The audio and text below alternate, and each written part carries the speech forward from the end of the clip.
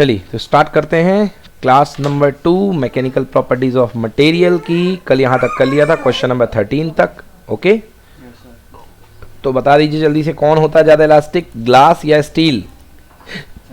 Steel है ना, सबसे कम रबर, फिर ग्लास, फिर copper, then iron.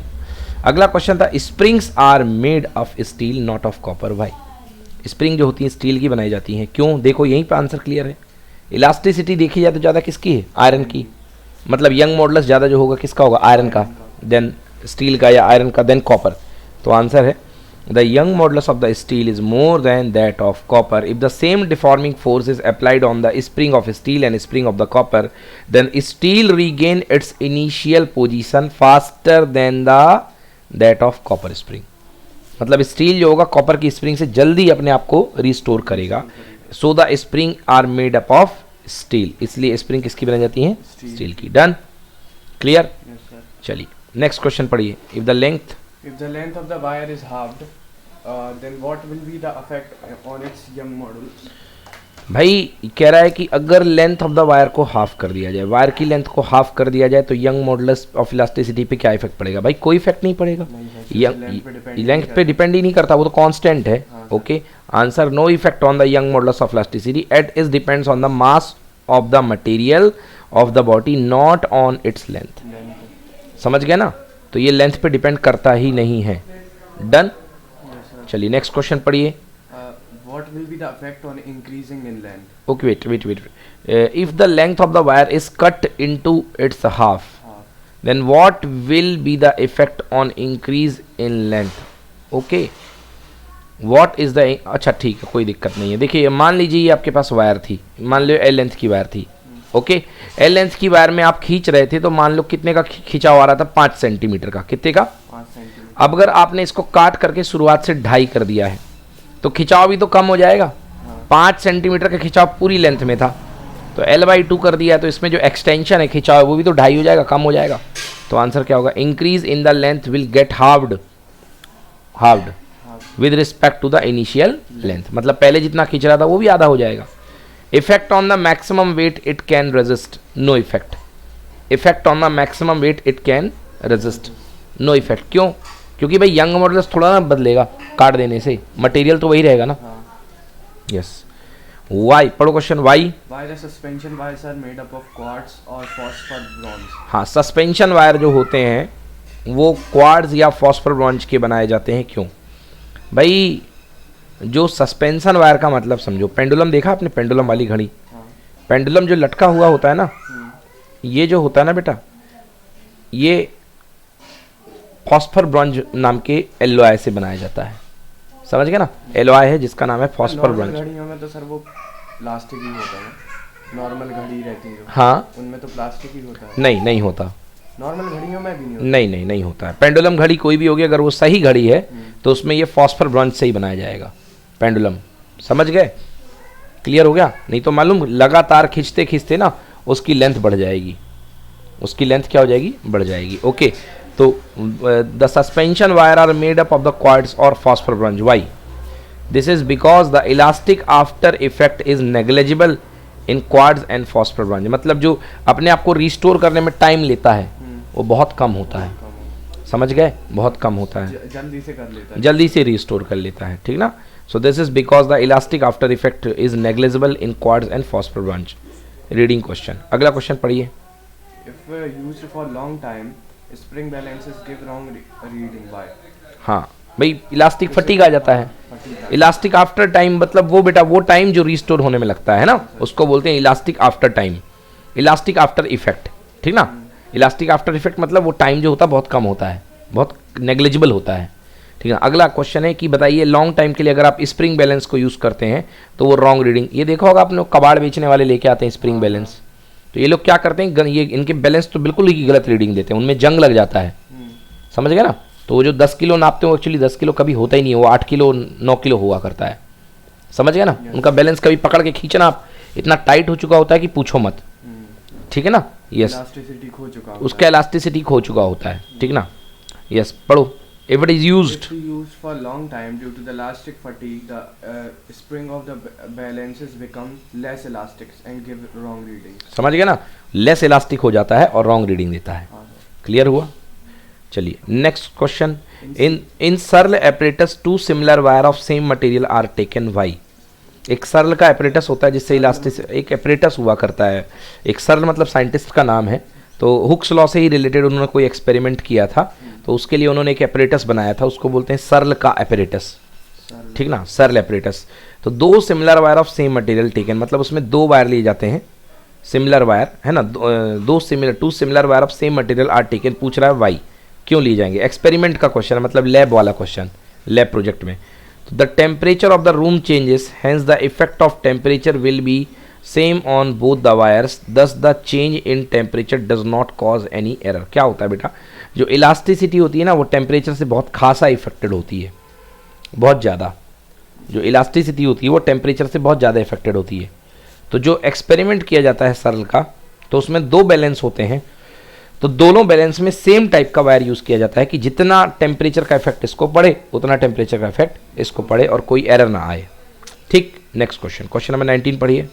Why the readings are taken after some time in the experiments of elasticity. हाँ भाई, क्यों, मतलब जो इलास्टिसिटी के एक्सपेरिमेंट में आप तुरंत कोई रीडिंग नहीं लेते हो, थोड़ी देर के बाद लेते हो एक्सपेरिमेंट ऑफ इलास्टिसिटी. वो बिकॉज क्यों, to remove the error caused by the elastic after effect. ठीक ना, इलास्टिक आफ्टर इफेक्ट की वजह से जो एरर आई है उसको रिमूव करने के लिए. नेक्स्ट क्वेश्चन 20 पढ़िए.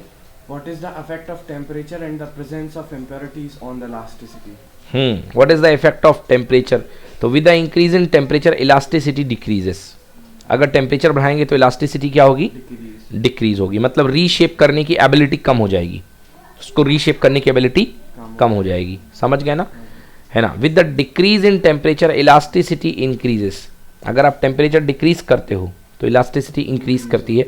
Temperature has no effect on invar alloy. Invar alloy, हाँ मैं शायद फॉस्फर ब्रॉन्ज भूल गया था. जो पेंडुलम बनता है वो इनवार का बनता है, तो टेम्परेचर का इस पे कोई इफेक्ट नहीं होता है. समझ गए ना, इस पे टेम्परेचर का कोई इफेक्ट नहीं होता है. और ब्रॉन्ज पे तो होता होगा ना. और फॉस्फर ब्रॉन्ज जो होता है उसका इलास्टिक आफ्टर इफेक्ट नेग्लिजिबल होता है, मतलब बहुत जल्दी रीशेप कर लेता है.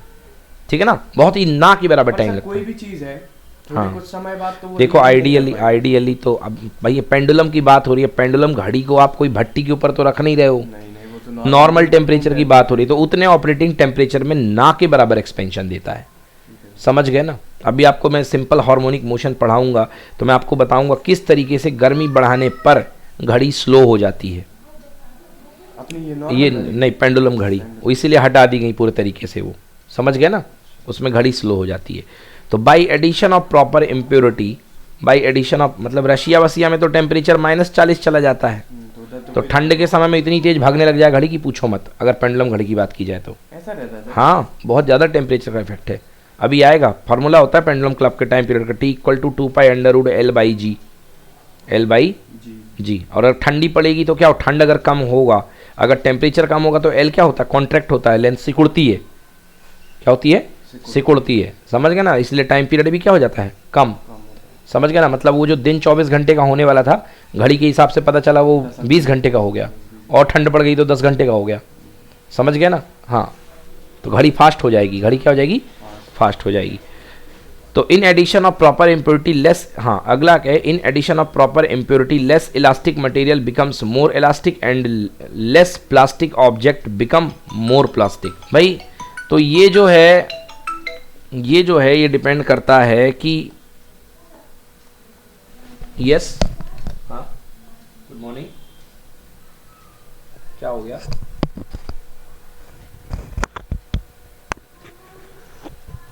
अगर पैर ठीक हो जाए तो आ जाना, क्वेश्चन का इशू नहीं है. ओके, अपने हिसाब से देखिए.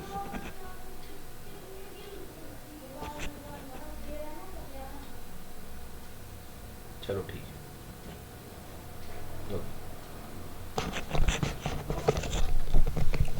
तो बात कर रहे थे हम कि अगर addition of proper impurity less elastic material become more elastic, मतलब ये डिपेंड करता है कि आप इम्प्योरिटी कैसे मिला रहे हो. तो अगर आप इम्प्योरिटी मिला रहे हो तो लेस इलास्टिक मटेरियल जो है ज़्यादा इलास्टिक बन जाएगा, और लेस प्लास्टिक जो है ज़्यादा प्लास्टिक बन जाएगा। समझ गया ना, मतलब कोई इसका नियम धर्म नहीं है, ये होना क्या है, लेस इलास्टिक को ज़्यादा इलास्टिक कर रहा है और लेस प्लास्टिक को ज़्यादा प्लास्टिक, मतलब इलास्टिसिटी भी बढ़ा रहा है और प्लास्टिसिटी भी बढ़ा रहा है, डिपेंडिंग अपॉन द मिलाने वाला मटेरियल, डिपेंडिंग ऑन द मिलाने वाला मटेरियल। समझ में आया कि नहीं आया?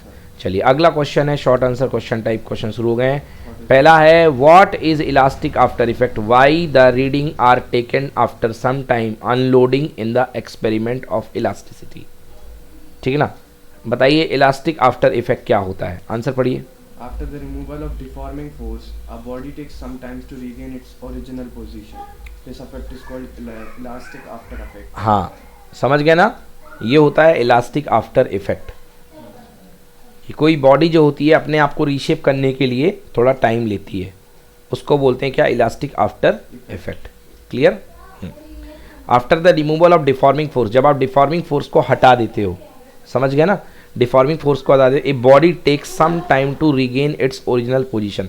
वो आपने देखे होंगे, ऐसा कुछ समझ सकते हो इसको, वो बड़े गेहूं को तौलने वाले जो बड़े बड़े कांटे हुआ करते हैं, है ना, वो इलेक्ट्रॉनिक कांटे नहीं, बड़े वाले कांटे बांट वाले जिनमें बांट रखते रहे हैं, तो उनको बांट रखने के बाद थोड़ा देर रुकता रहा इंसान, रुकता रहा, जिससे वो बैलेंस हो जाता रहा है।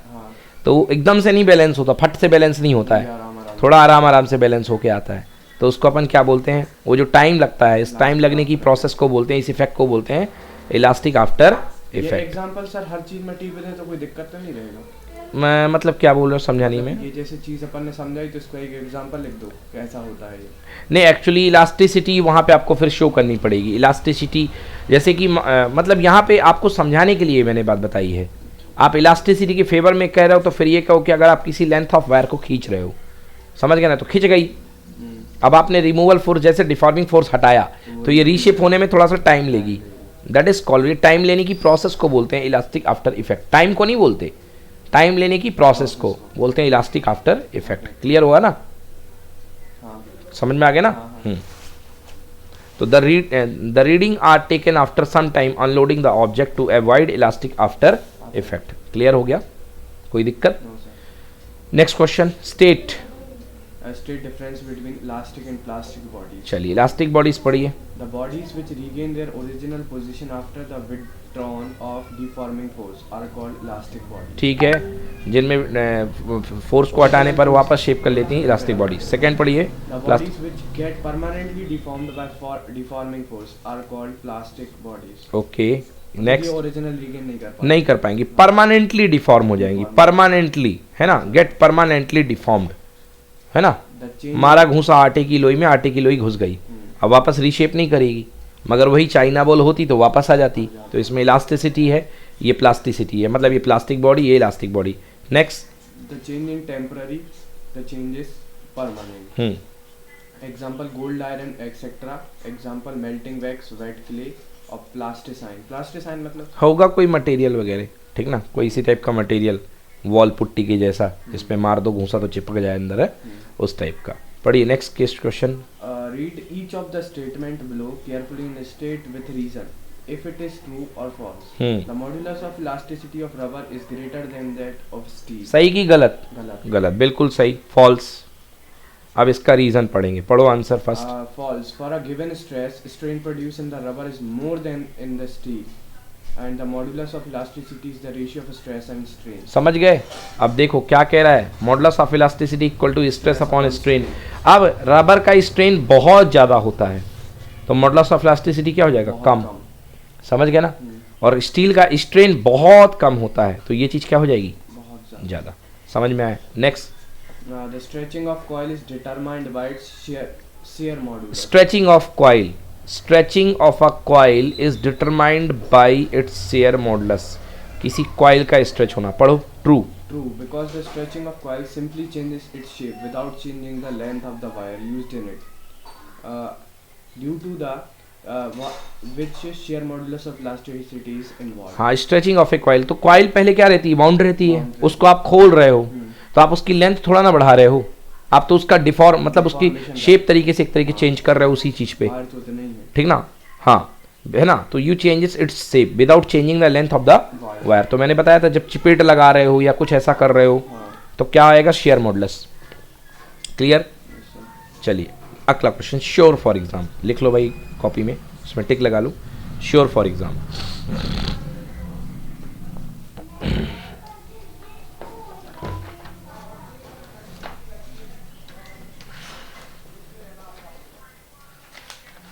ये वाला।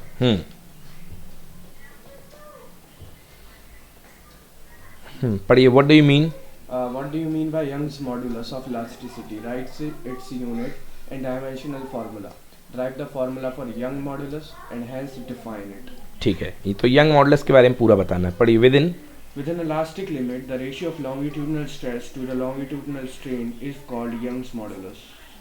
y is young modulus equal to Young modulus equals to y equals to longitudinal stress upon longitudinal strain. SI unit is Newton per meter square and dimensional formula is ml minus 1 t to the power minus 1. Done, any problem? Next formula पढ़िए। अब देखिए, अब ये जो formula है actually हम क्या कर रहे हैं, हम इसके ऊपर mg मास का लटका रहे हैं, ठीक है ना। अगर हम mg मास इसके ऊपर लटका रहे हैं तो हम देखने को मिल रहा है कि क्या हो रहा है। तो मान लो ये अपने पास कोई वायर थी, इस पॉइंट पर मैंने एक मास लटका दिया mg, क्या लटका दिया? mg। तो ये वायर अपनी ओरिजिनल लेंथ से कितना खिसक गई? l length. तो now the new length is l plus l, ठीक है ना। चलो पढ़ो, let a mass m, Let a mass m is suspended by a body of length l and hence wire of length l, by wire of length l and hence the elongation produces l, if small l. If the radius of wire is r, then stress equals to force upon area mg upon pi r square. The strain equals to l upon capital L. मतलब change in length upon original length, change in length l है और original length वो है, ठीक है ना। Longitudinal stress equal to force per unit area, force कितना लगा? mg upon pi r square, और l बाई एल सॉल्व करने पर बेटा y की वैल्यू आ गई। ये है y का फॉर्मूला, वेरी वेरी इंपॉर्टेंट, समझ में आया ना। तो यंग मॉडुलस देखो बेटा किस पे डिपेंड कर रहा? मास पे, समझ गया ना। हाँ, with in elastic limit, Young's modulus of elasticity is numerically equal to the force which extends the length of wire of unit cross sectional area by the original length, i.e. that is the final length becomes double of the initial length, ठीक है ना। इसका कहने का मतलब है कि young modulus equal to क्या होता है? Force per unit area applied by change in length upon original length. तो अगर आप इसको और इसको इक्वल कर दोगे तो मतलब change in length original length equal हो जाएंगी, तो कैंसिल होके क्या आ जाएगा? 1। समझ में आया ना। मतलब उतना चेंज आए ओरिजिनल लेंथ के इक्वल चेंज आ जाए। तो ओरिजिनल लेंथ के इक्वल चेंज आने के लिए आपको कितना लेंथ करनी पड़ेगी? डबल करनी पड़ेगी, है ना। तो y इज इक्वल टू क्या आ जाएगा? उस समय जो y होगा लगाए गए फोर्स पर यूनिट एरिया के इक्वल होगा। तो अब पढ़ा है with in elastic limit Young modulus of elasticity numerically equal to that force which extend the length of the wire of unit cross sectional area by the original length, the final length become the double of the initial length. Done, कोई problem? बन जाएगा, okay.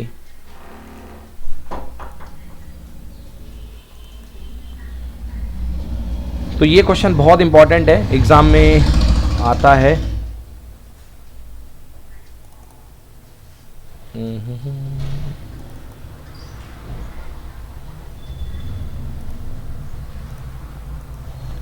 चलिए next question. हाँ, अगला question पढ़िए। Steel is more elastic than rubber. Explain with the reason. Why steel is more elastic than rubber? चलिए अब इसको डिटेल में करते हैं। पढ़िए, late two wires of steel and rubber of equal length L and equal area of cross section A are taken. Both are subjected by a force F so that the elongation produced in steel is LS and L R. and R. तो एक में steel में elongation produce क्या हुआ है? L S, और एक में क्या हुआ है? L R. बाकी सब सेम है, फोर्स सेम है, ओरिजिनल लेंथ सेम है, एरिया सेम है। समझ में आया ना। तो यंग मॉडुलस ऑफ स्टील कितना आएगा? Y S. ऐसा आएगा कि नहीं आएगा? अभी फॉर्मूला पढ़ा अपन ने, Original length upon हाँ अभी जो फॉर्मूला पढ़ा, एफ अपॉन ए और नीचे आता है L upon change in total length. तो ऊपर बन जाता है एफ एल और नीचे आता है ए इंटू एल। बोलो यस और नो। तो ये फॉर्मूला स्टील का बना, ये फॉर्मूला किसका बना? रबर का बना। यस और नो। दोनों को डिवाइड कर दो तो Y S upon Y R, L R ऊपर चला जाएगा और एल एस नीचे आ जाएगा। बोलो यस। डिवाइड कर दो, सब कैंसिल, एल आर ऊपर एल एस नीचे आया। क्लियर हुआ। अब देखो, अब एलोंगेशन की बात की जाए तो एल आर का एलोंगेशन एल एस से क्या होता है? ज़्यादा, मतलब रबर ज़्यादा खिंचता है और स्टील कम खिंचता है। मतलब ये जो रेशियो आएगा ये क्या आएगा, बड़ा आएगा, ग्रेटर देन 1 आएगा, आएगा। मतलब जब ये रेशियो ग्रेटर देन 1 है, इसका मतलब Y S upon Y R भी क्या होगा, ग्रेटर देन 1, यानी Y steel greater than Y rubber. आया समझ में? Hence it is clear that steel is more elastic than the rubber. ठीक है, पर इधर पे तो इलास्टिसिटी उधर ज्यादा हो रही थी ना सर, एल आर और एल एस ज्यादा स्ट्रेच, तो एल आर ज्यादा हो रहा ना। हाँ। एल आर, अब स्ट्रेचेबल को आप इलास्टिसिटी लेते हो भाई, स्ट्रेचिंग का मतलब इलास्टिसिटी नहीं है, इलास्टिसिटी का मतलब to ability to regain the shape, ठीक है सर, समझ गया ना। हाँ। इलास्टिसिटी का मतलब टू रिगेन द शेप। तो ये खींचना तो वो हो जाती है, खींचने को तो क्या बोलते हैं, डक्टिलिटी, डक्टिलिटी, हाँ। समझ गया ना। चलो हाँ, why are the girders are I shift, ये एक लौता टॉपिक है बच्चों, इसका अलग से फॉर्मूला होता है, ये फॉर्मूला इसको रटना पड़ेगा आपको। ओमेगा है ये, omega del del del del del del actually क्या हुआ करता है, जैसे मान लो ये कोई पट्टी लगी हुई है, समझ गए ना। ये है क्या सर, गिरडर्स, गिरडर्स, ये क्या होता है, जैसे कभी अब तो लगते नहीं है, पुराने समय में क्या हुआ करता था कि दो दीवारों को रोकने के लिए, मतलब छत को रोकने के लिए, हाँ। पुराने घर वगैरह देखे हो तो छत को रोकने के लिए दो पिलर के बीच में, दो कॉलम के बीच में गिरडर्स लगाए जाते रहे हैं। ये अच्छा, वो गाटर्स बोलते हैं, हाँ उसको गाटर्स बोलते हैं, है ना। तो ये लगाए जाते रहे हैं, आजकल हट गए पूरे, हाँ। है ना। तो पहले चीप वाली छत बनती रही है, तो इसके ऊपर फिर दो गाटर के बीच में ऊपर चीप रखी जाती थी, जिसको फरसी बोलते हैं अपन लोग, फिर उसके ऊपर मसाला डाला जाता था, समझ गए ना। तो वो बहुत, तो आजकल वो हट गई, आजकल तो वो जाली वाला सिस्टम आ गया है ना, रॉड्स वाला, हाँ। तो बीम कॉलम, तो पहले ये लगा करता था। तो इसमें क्या हुआ करता था कि इनकी जो ग्रेडर्स हुआ करती थी ये आई शेप्ड होती होंगी, पुराने कहीं देखे हो तो आई शेप्ड घर पे ही लगे हैं, हाँ हाँ। तो पुराने उनमें देखे होगे वो जैसे लोहे की पटरी नहीं, रेल की पटरी नहीं होती है, उस टाइप के होते हैं, एकदम भरे भरे नहीं होते हैं, मतलब एकदम सॉलिड भरे नहीं होते हैं, ऐसे नहीं होते हैं, समझ गए ना। बीच में गैप हुआ करता है, बीच में गैप हुआ करता है, ऐसे कुछ, समझ गए ना, इस टाइप से ऊपर से दिखा करते हैं ना, बीच में गैप होता है। तो कह रहा है कि आई शेप्ड क्यों होते हैं वो, है ना, आई शेप्ड क्यों होते हैं, ठीक है ना। जैसे बिजली के खंभे भी आपने देखे होंगे, लोहे वाले, लोहे के बिजली खंभे कैसे होते हैं, आई शेप्ड होते हैं। तो आई शेप्ड उनको क्यों बनाया जाता है, तो एक्चुअली क्या होता है बेटा, जब इन पे लोड पड़ता ना तो ये खिंच जाते रहे ऐसे, ये इस तरीके से, समझ गए, क्योंकि पूरा का पूरा लोड कहाँ पे आएगा, इसके सेंटर ऑफ मास पे आएगा, तो ये क्या हो जाता है, खिंच जाता रहा। बोलो हाँ, कैसे, मतलब बेंड हो जाता है, हाँ बेंड हो जाता है ना। तार की वजह से तो कई खंबे बेंड देखे होंगे आपने, तार के लोड से बेंड हो जाते, ऊपर से बेंड हो जाते। अपने आपने यहाँ जाते समय भी एक दो लगे थे, अब आई थिंक रिमूव हो गए शायद, तो पहले लगे हुए थे, है ना। तार का अच्छा खासा लोड पड़ता है तो बेंड हो जाते हैं। तो कह रहा है कि इनको आई शेप्ड क्यों बनाया जाता है, समझ गए ना। चलो देखो, girders of iron are made of I shaped, let L be the length of the rod, L मान लो बेटा इसकी लेंथ है, एल क्या है इसकी लेंथ है ना, पूरे गॉर्डर की लेंथ है L. B B the breadth and D B the its thickness, if the weight W is suspended at the middle point of the bending is given by, ये बेंडिंग अमाउंट है, ये क्या है बेंडिंग अमाउंट। तो delta is equal to W L cube upon B D cube by, ये formula है, समझ में आया। For the strength of glider delta should be smaller, अगर आप चाहते हो कि ग्लाइडर अच्छा रहे तो ये बेंडिंग कम होनी चाहिए कि ज़्यादा, कम होनी चाहिए, मतलब delta should B small, delta should B small, small होना चाहिए, वही डेल्टा, डेल, उसको डेल्टा पूरा नाम है ना, उसको डेल बोलो, डेल ज़्यादा सही है। ओके, एक मिनट बेटा, उल्टा बोल गया, डेल ये होता है और डेल्टा यही होता है, समझ गया ना। सो दिस इज डेल्टा, तो अपन उल्टा बोलते हैं, this is delta, this is delta. Okay, तो ये डेल्टा इज वेरी स्मॉलर। अब डेल्टा स्मॉलर होने के लिए वाई क्या होना चाहिए, ज़्यादा, Y should be large. Okay, and equation 1 से ये भी दिख रहा है, from equation 1 it is clear that delta is inversely proportional to B and delta is inversely proportional to D का cube, therefore depth should be greater then breadth, therefore depth d should be greater than its breadth, therefore girders are make eye shaped, मतलब जो इसकी depth है वो कम होनी चाहिए और इसकी ब्रेड्थ भी कम होनी चाहिए।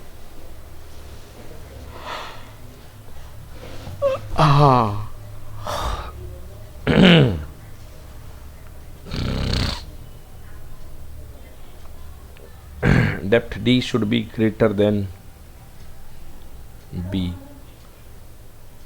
डी और कम होनी चाहिए, मतलब इसकी डेप्थ कम होनी चाहिए। देखिए दो टर्म यहाँ पे आ रहे हैं, एक आ रहा है बी और एक आ रहा है डी, बट डी के ऊपर क्या लगा है, क्यूब लगा हुआ है, बी के ऊपर क्या लगा हुआ है, क्यूब लगा हुआ है। तो मतलब एक्चुअली ये चीज़ जो भी होगी, ये चीज़ जो भी होगी उसका क्यूब हो जाएगा, उसका क्या हो जाएगा, क्यूब हो जाएगा, और ज़्यादा क्यूब होगा। तो डी है क्या ये नहीं पता था। डेप्थ है, डेप्थ, ठीक ना, डी जो है गहराई है मटेरियल की, मटेरियल के अंदर की जो है डी है गहराई है। अब वो 3D व्यू है, तो अगर आप देखोगे तो उसको सामने रख करके देखोगे तो डी चक्का फंसा रहता है ट्रेन का है। नहीं नहीं ऐसे नहीं समझो, जैसे मान लो ये गार्डर रखी हुई है, ये गार्डर रखी हुई है, ओके, तो गार्डर की कुछ ना कुछ तो चौड़ाई होती है सामने की तरफ, ये हो गई गार्डर की चौड़ाई, ये सामने जो दिख रहा है, this is breadth B, this is what B, B है। और नीचे तक गार्डर जहाँ जाता है लास्ट तक, ये गार्डर का सामने का क्रॉस सेक्शन है, आप टेढ़े करके देख रहे हो, रेल की पटरी के सामने से देख रहे हो, तो यहाँ तक जो जाएगा वो है अपनी डेप्थ, और ये जो गार्डर की चौड़ाई है ऊपर की, ये विड्थ है, समझ गए। तो ये विड्थ है और नीचे की तरफ जाता है वो क्या है, डेप्थ है, और ये गार्डर की लेंथ होती है, समझ गए। तो इनका कहना है कि जो बी है, हाँ बी है कम होना चाहिए, ठीक है ना, बी है जो वो कम होना चाहिए, और इनका कहना है कि जो डी है, डेप्थ जो है वो चौड़ाई से ज़्यादा होनी चाहिए, डेप्थ जो है चौड़ाई से क्या होनी चाहिए, ज़्यादा। अब इसको ऐसे समझो, आपने जो गार्डर देखी होंगी वो नीचे की तरफ गहराई उनकी ज़्यादा होती है, मगर चौड़ाई उनकी ऊपर की तरफ कम होती है। गार्डर ख़त्म इतने में ही हो जाती है, मगर लंबाई में वो काफ़ी नीचे रहती है। आया समझ में, लंबाई में काफ़ी नीचे रहती है, ठीक है ना। तो ये है, बस इसको आपको याद करना है, लर्निंग फैक्ट है, केवल पूरा लर्न करने के लिए है। न्यूमेरिकल आएंगे इसमें? नहीं, इस पे नहीं है कोई न्यूमेरिकल, ठीक है ना, आते नहीं, आपको नहीं पूछा जाएगा। चलिए नेक्स्ट पढ़ें, पॉइजन्स रेशियो। क्या है, पॉइजन्स रेशियो, ठीक ना। तो पॉइजन्स रेशियो क्या हुआ करता है भाई, Poisson's ratio sigma equal to होता है lateral strain upon longitudinal strain, lateral strain upon longitudinal strain. अब लेटरल स्ट्रेन क्या है बेटा, जब आप वो शेयरिंग फोर्स लगाते हो या शेयरिंग स्ट्रेस लगाते हो, तो ये आपके पास मान लो आपकी ओरिजिनल ऐसी थी, स्किन या कोई शेप था, ऐसा था, लगाया, और ये इसका बेस भी ऐसा था, बेस भी ऐसा था, मतलब ये अपर लेयर, ये लोअर लेयर। जब आपने इस पे फोर्स लगाया ऊपर से, तो ये लेयर बढ़ करके यहाँ आ गई, बोलिए यस और नो। मतलब ये वाला पोर्शन जो है यहाँ पहुँच गया, और ये वाला पोर्शन जो है यहाँ पहुँच गया, समझ गए ना, ठीक है ना। मतलब इसको थोड़ा सा, मेरे को गलत बन गया डायग्राम,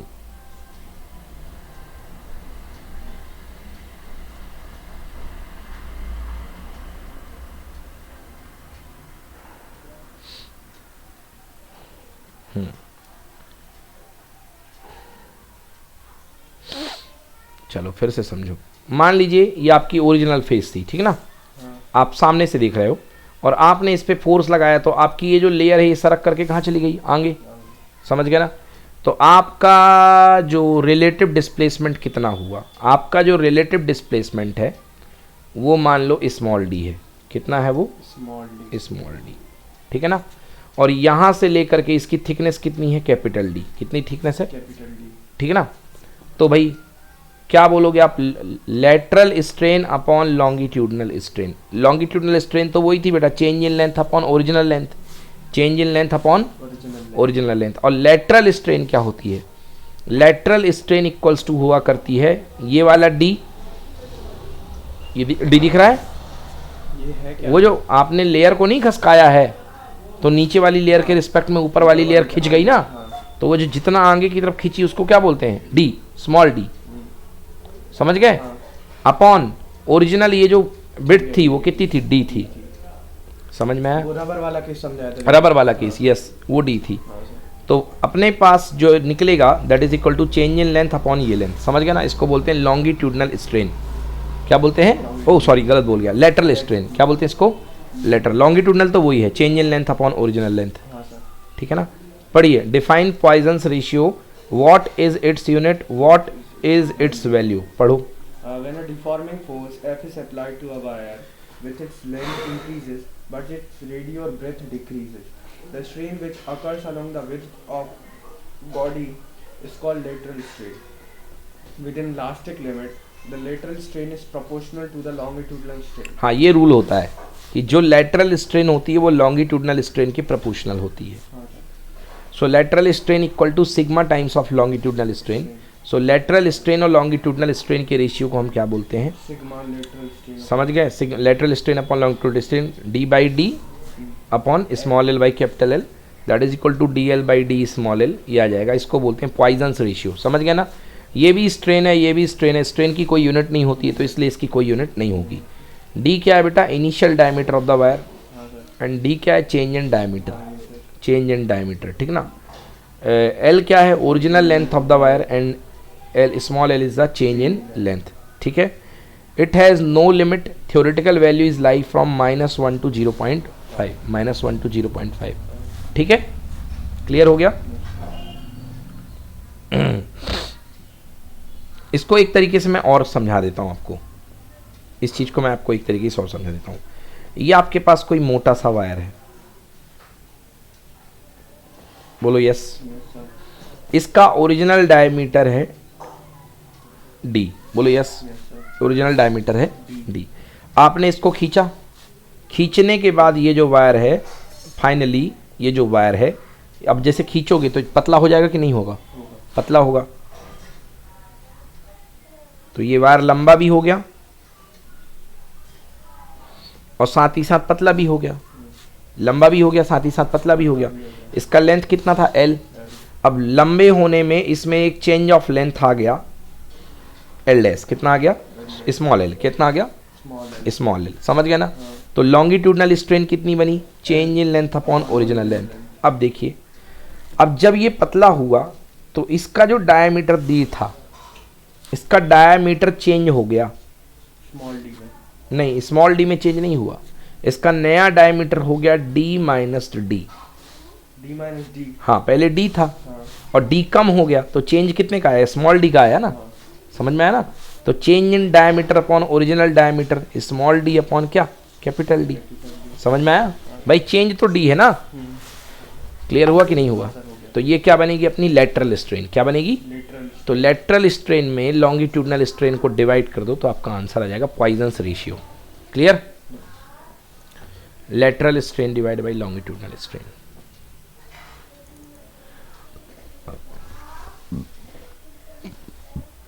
ये तो हो गया.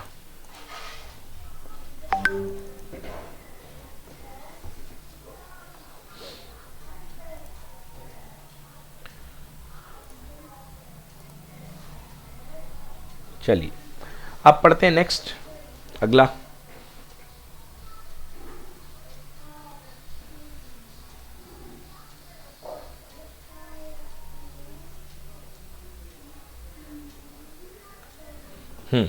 पढ़िए. The stress strain graph. The stress strain graph for material A and B are shown in the figure. And B. A and B. Article question.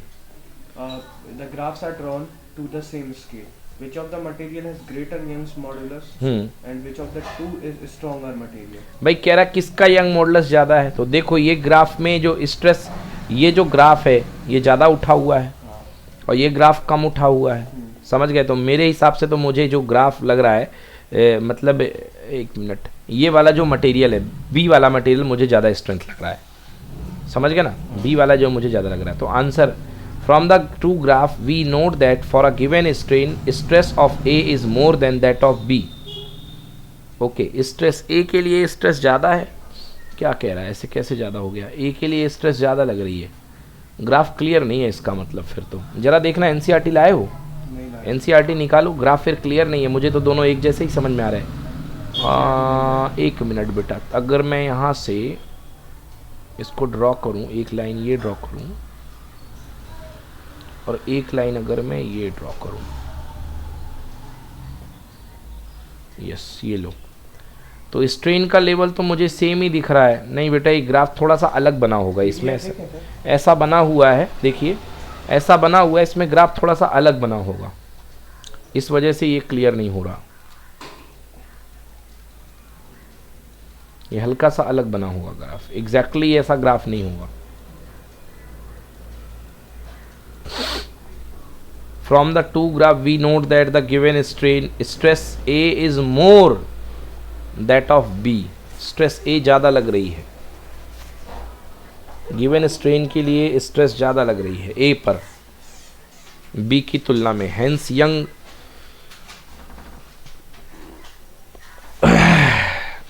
अच्छा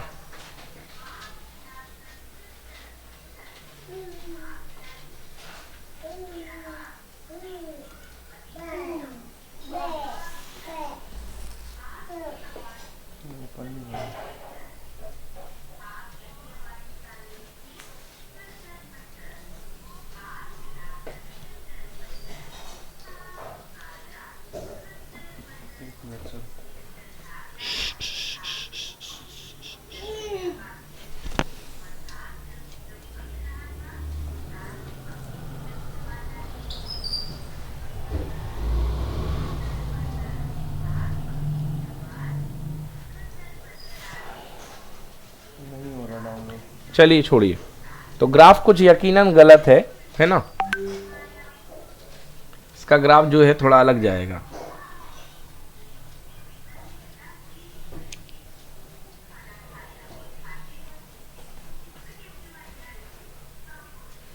तो from the two graph we know that the given strain stress A is more that of B, hence young modulus equal to stress upon strain is greater for A than that of B। मतलब इसके हिसाब से ये जो graph है इसमें, ये मैं बताऊं इसका ग्राफ कैसा होगा एक्चुअली, A वाले का ग्राफ जो है ये ऐसा होगा और B वाले का ग्राफ जो होगा ऐसा होगा। समझ गए? अब देखो आप मान लो अगर स्ट्रेन यहाँ तय कर देते हो, स्ट्रेन आपने फिक्स कर दी कि ये मेरी स्ट्रेन है। अब देखो इस स्ट्रेन पर इसके लिए केवल सेकेंड वाले के लिए केवल इतना स्ट्रेस मिल रहा है, एंड फर्स्ट वाले में आपको जो स्ट्रेस मिल रहा है वो इतना मिल रहा है। तो फर्स्ट वाले का स्ट्रेस कहीं ज़्यादा है कि नहीं है? मतलब स्ट्रेस ज़्यादा स्ट्रेन कम, मतलब फर्स्ट वाले का यंग्स मॉडुलस क्या होगा? बहुत हाई। मतलब अपन ने खींचा कम उसको। ये ग्राफ जो है ना एक्चुअली ये वाला, ये जो ग्राफ है ना, ये एकदम ऐसे सीधे में जा रहा है, ये थोड़ा सा फ्लैट होके जाएगा एक्चुअली, ऐसा होगा ये नीचे की तरफ। समझ गए? एक बना गड़बड़ है थोड़ा सा। नहीं तो कहना यही चाह रहा है ना कि स्ट्रेन मतलब खींचा अपन ने थोड़ी कम फोर्स से, और वो इसमें स्ट्रेस बहुत लगी है, मतलब इसमें बहुत ज़्यादा स्ट्रेस लगा हुआ है उसी स्ट्रेन के लिए। तुम देखो मैं यहाँ बना देता हूँ बी वाला है, ये बना दिया मैंने, ये बना दिया मैंने, ठीक है ना। अब मान लो स्ट्रेन फिक्स कर दी मैंने दोनों के लिए, स्ट्रेन ये है। अब इस स्ट्रेन के लिए मान लो ये स्ट्रेन है, इस स्ट्रेन के लिए देखो बी वाले का स्ट्रेस यहाँ पे आएगा, और इसी स्ट्रेन के लिए ए वाले का स्ट्रेस यहाँ पे आएगा। तो किसका स्ट्रेस ज़्यादा हुआ, ए का कि बी का? देखो ना भाई, ए वाले का स्ट्रेस देखो घनघोर ज़्यादा है, तो स्ट्रेस ज़्यादा हो गया, और स्ट्रेन तो फिक्स है, तो स्ट्रेस जिसका ज़्यादा होगा उसी का तो यंग मॉडुलस ज़्यादा होगा। समझ में आया कि नहीं आया?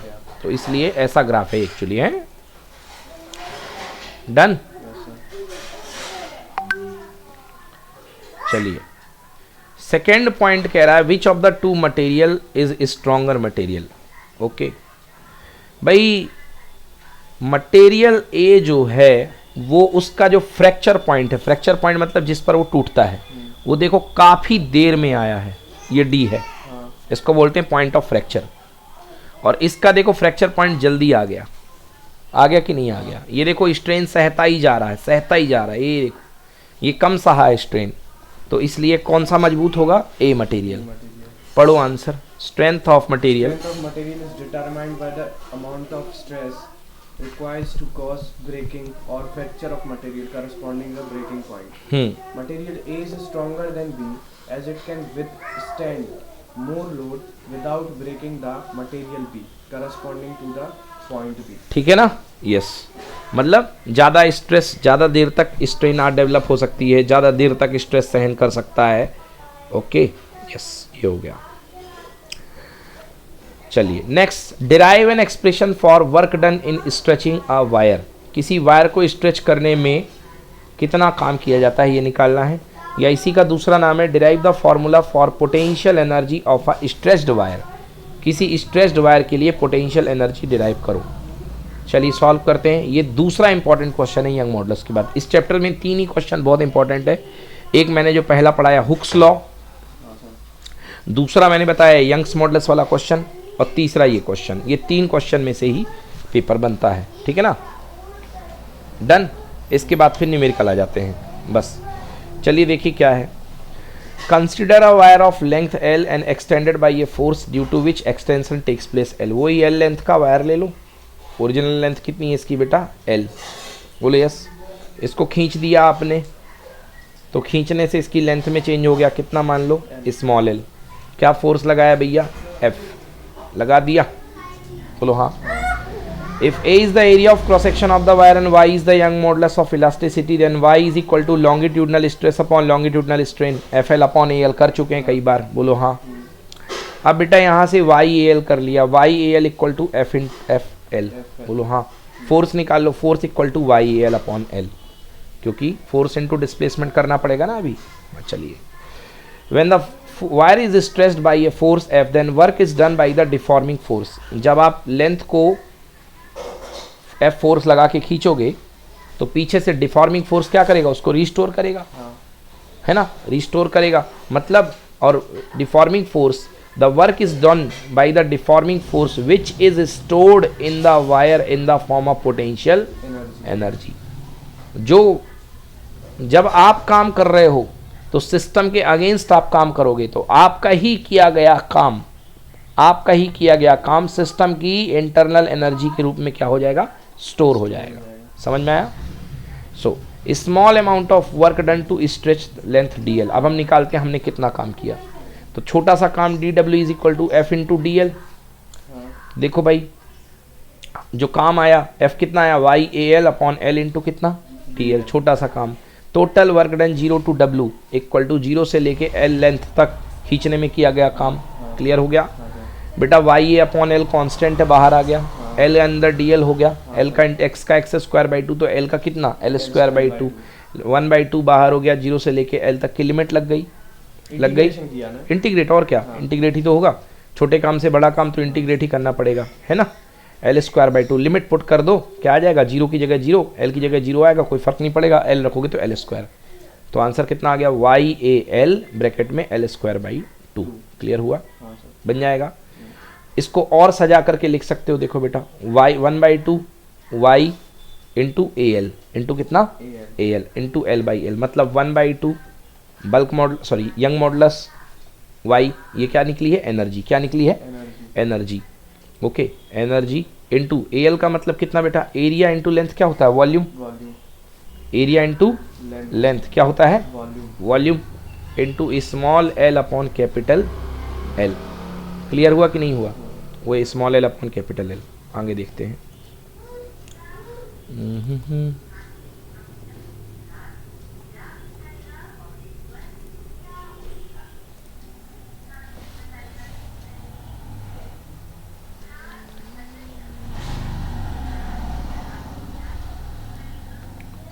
देखिए अब तो हम कहाँ तक आ चुके थे? 1/2 Y A L small L upon capital L. Okay, तो हम कहाँ तक आ चुके थे? लिखते हैं एक बार फिर से। हम आ चुके थे work done is equal to 1/2, बोलो yes, Y A small L, Y A small L into small L upon capital L, small L upon capital L. Okay, समझ में आया?